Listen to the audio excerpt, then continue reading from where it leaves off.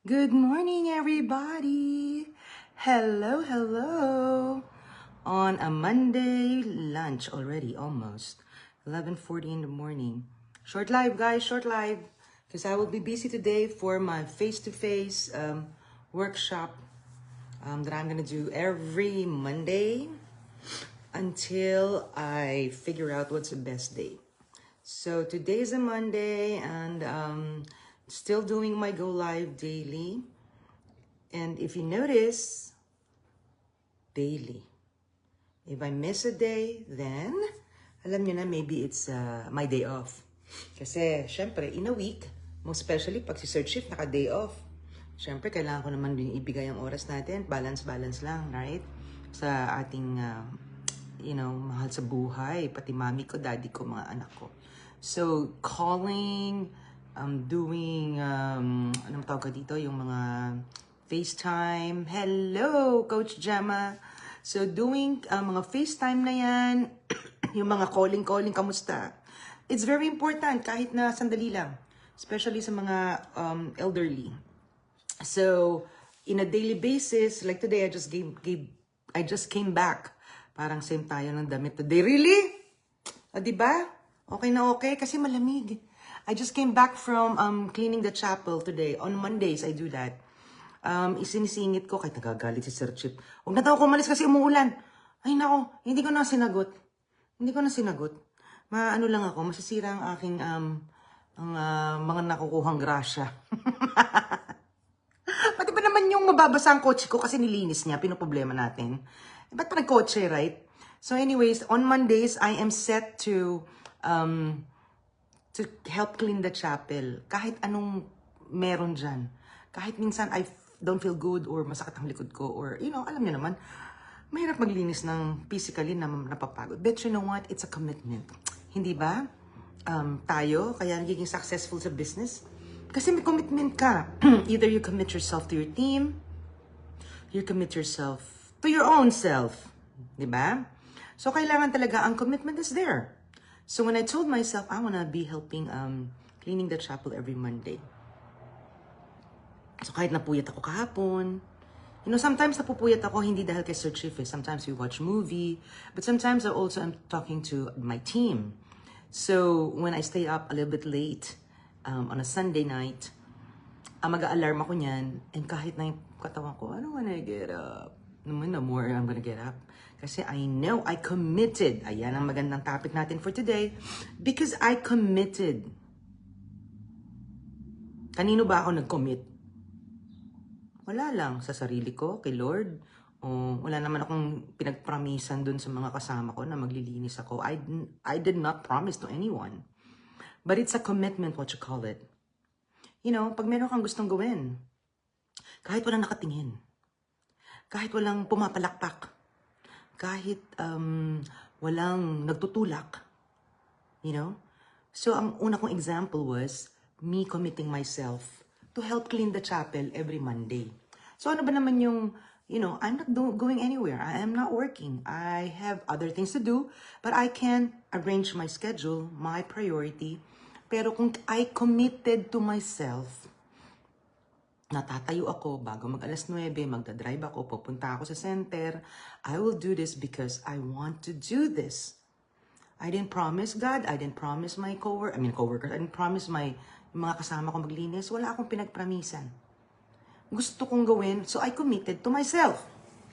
So that's our topic for today, guys. The commitment. Kasi mayroon kang purpose. Na ikaw din lang nakakaalam. Ikaw din lang. Hindi mo naman kailangang ipamalita. You can have your own goals in your life. Na ikaw din lang ang nakakaalam. But being the boss of you, or having a dream or goal for your family, ikaw din lang ang gagalaw dyan. Ikaw din lang ang magpupush sa sarili mo dyan, right? So by having a business such as the business that I do, walang makikialam sa'yo. In your jobs, I know may boss ka dyan. Lahat dyan pakikialaman niya kasi they pay you per hour. Kung ano man ang ginagawa mo sa isang oras, ano man ang ginagawa mo sa loob ng 1 month or 30 days, you committed yourself to do that. So also, you committed yourself to your boss, to your employer, that you're gonna come to work at this time, from 7 to 3:30, you're gonna take lunch at the time that they want you to take lunch because you commit to your employer. It's a business na ito. I'm just gonna make it short kasi I have a face-to-face today. So it's 11:45. I'm gonna start at 12. So I just wanna have a go live in a daily basis because I commit to myself that this is a part of my business. You know, like we always say, even my coach would say, walang audience, do it. Does it matter? All that matters to me, in fact, because it's in the social media, we learned it, we know it, that the social media, the platforms, ano yun eh, it got something to do with your algorithm. So I don't care kung may nanonood. Well, maganda kung meron. Because nagkakaroon ng engagement. Pero doing go live is a free kind of thing where you can promote and market whatever you have. Your business, your product, ano man yan. Your TikTok, your whatever. Kailangan mo lang ipaalam yan sa mga viewers mo. That's why, di ba? That's why ka nag-go live. That's why nagpo-post. And that is, nako, may tumatawag. Holly! Okay, Ruthie. Oh, ano pangalan nito sa ang pangalan ni Angie. Teka naman, nag-go live tayo. So, I will be seeing you later. I'll bigay ko si information na hinahanap mo. But, watch ka na lang muna, mas maganda pa. Shout out to you. I'm not sure. Kuya Buddy, pakitag nga si Holy Ruth, if you have an access. Pakilagay mo lang dito sa Holy Ruth Abad. Para manood muna at hindi yung tawag ng tawag sa akin. Mamaya mag-usap tayo. So, we know, right? We know na posting has a purpose, go live has a purpose because you're in the digital online business. You know that you don't sell. So, in the thing that I do right now, we don't sell. I don't know about the other. Hi, salamat, hello naman. Angie, hindi kita masagot. Nagpuputol tuloy na ganyan ang aking glow live. Anyway, mamaya magkita tayo. So, you have a purpose of what you do. So, for the new people like Angie, alam mo, we know, like my topic today is commitment. You commit to yourself, you commit to doing the business without no one looking at you, without no one pushing you, unlike our jobs where you committed yourself to your employment. You know, you're getting paid per hour. You have to come at a certain time. You have to go to lunch at a certain time. And you have to do stuff because they ask you to do it. So, but in the business, talagang wala kang boss dito. You got a commitment to yourself. And those things that you do go live, you post. You know the reasons why you do it. So like I said, algorithm yan. So Facebook or whoever is your platform knows paano ka tutulungan just because you're doing it regularly. And then, when you do it for free, when you market it, isipin nyo, you do go live, you attract people doing your go live, you inspire people, pero hindi ka nagbabayad. So how good is that? Kagabi, I had a training for those people who are doing ads. So, you know, we have to talk about reality. And with the difference between you doing a go live and posting your ad, paid ads. Yes, my goodness, it's gonna help your business a lot. And those are your different options talaga. I'll discuss that in our face-to-face today. You know, how to reach your goal, how to maximize income. And what is the option? What are the options para mo magawa ang trabaho mo? Ikaw ang mamimili. Ikaw ang magpaplano. Ikaw ang gagawa. Mabutit mabuti, may nagtuturo. But also, we are provided with our training sites. Okay? So, dahil may training sites tayo, you can always learn from there. Anything that you want to learn about the business. Free. So if you're not in the businesses yet, I want to invite you, take a look at it. Digital online business, you only need a phone, a Wi-Fi connection, and a laptop if you have a Zoom meeting. You don't have to drive to have a meeting. You don't have to drive to meet with somebody. You don't have to really talk a lot because you're not selling. So we don't sell. If you are the person who doesn't like selling, oh my gosh, I don't know how to sell. I don't want to approach people. I don't want to talk to anyone. I don't want to explain anything. Well, welcome to the business. This might be the business that you're looking for, but you won't know until you look at the webinar, watch it for free, and you have to check it out. Here is my website, www.jenniedigitalworld.com, www.jenniedigitalworld.com. Tuloy-tuloy, no space, .com. You know, put to Google, type in your name, type in your email, watch a 90-minute. It's complimentary. Understanding yan, guys, what is a digital online business. How come I don't have to get out of my home to make money? How do you do that? Well, get informed. It is free to get informed. Go to step 1.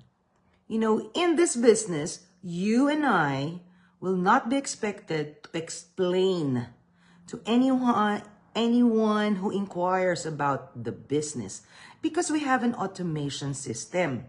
Ay, napakaganda. If you are only going to understand how our business works, you will be amazed. Kasi wala ka naman talagang masyadong gagawin.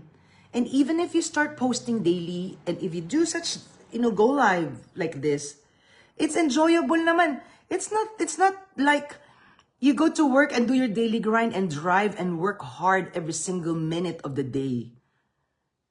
I have time freedom doing this. I go live whenever I want to. I post whenever I want to, right? And then I enjoy the unlimited potential that I can make, the income that I can make in this business. I am free to go anywhere. I just came back from cleaning our chapel. Like I said, commitment ko yun. So what else is there for you to have to make something a success? Not necessarily a business. Something that you like deep down inside of you na gusto mong ma-achieve, magawa. The only thing you have to have is your commitment.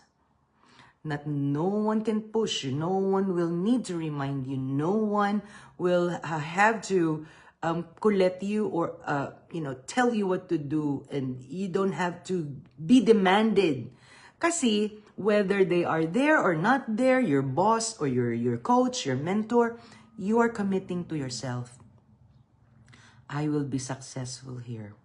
I will be cleaning the chapel every Monday. I will be doing this go live every 10:30 in the morning. I will be posting daily. These are the things that you do because you want to do. Because you promise to who? Not to God, not to your church members, not to your coach, not to your mentor, not to anyone, but because you wanted to do it, you committed to you. Hindi ba? That's the biggest count of all. Si self na naman, tayo, no? Because self can be very motivating and can be positive, but at the same time, self can be distracting. Wag hayaan. So commit is the word for today. And I will be cutting this short because I will have my face-to-face today for any Californians in my team or in the Sparkles team who wants to learn from me, to maximize the potential of income making. And it's just a trial because it's their day 1. But this is a good time for you to really sit down with me as your coach, ask anything that you want from me, learn how to do it, do it. Let's do it. It's not a training. It's a strategy. So my F2F workshop is a strategy, face-to-face to. We learn, you ask question. It's not like any other, no? Because I know I have other programs that I do in my team. Besides face-to-face, mayroon pa tayong regular huddle. Ngayon, meron pa akong gagawing what you call quote-unquote CCP, and I wanted you to take advantage of that. Malulugi ka pag hindi mo talaga tinake advantage because I'll do it anyway. I'll be speaking, I'll be doing the presentation, so you just have to hop in and help yourself to convert your leads. And, you know, that's what your coach can do for you. Take advantage of that. Hi, Lorna! Hello, Coach. Sabi niya, good morning, watching from Covina. Hi, Coach Jem and Kuya Buddy. That's true, ha? Talagang take advantage of that. And I'm a very hardworking and working smart din naman. Hindi lang puro hard. I am really committed. I am really focused. And I'm doing it, number one, the same as you. You do it for your family, right? For you. Kailangan mo ng passive income? Work extra. Kailangan mo ng time? Do this. Kasi mafi-free up ka someday soon. Sa iyong daily grind na, ewan ko, kung enjoy na enjoy ka ba talaga? Papasok araw-araw o kailangan mo lang bang talaga? Do something. Ito na yon. Ito na yon. Unless gusto mo magkaroon ng traditional business, which I don't like. You know, ito ang isang bagay na pwede mong gawin because it's online. So come on again, www.jennie digitalworld.com. Watch a 90-minute free webinar. And when you finish watching and you are a part of those people that I invited on Thursday, grab it. PM me. Give me a message that you wanted to attend and I'll give you the link. Okay?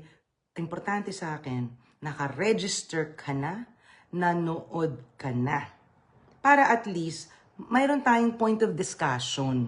Ang hirap naman nung tatanungin mo ko, wala ka namang itatanong na tamang tanong. Kasi hindi mo pa naman alam ang itatanong. Hindi mo pa napanood sa ano itatanong mo sa akin. So what you want to do, kapag ganon ang gagawin mo, is you want me to explain to you the whole shebang, which I won't do.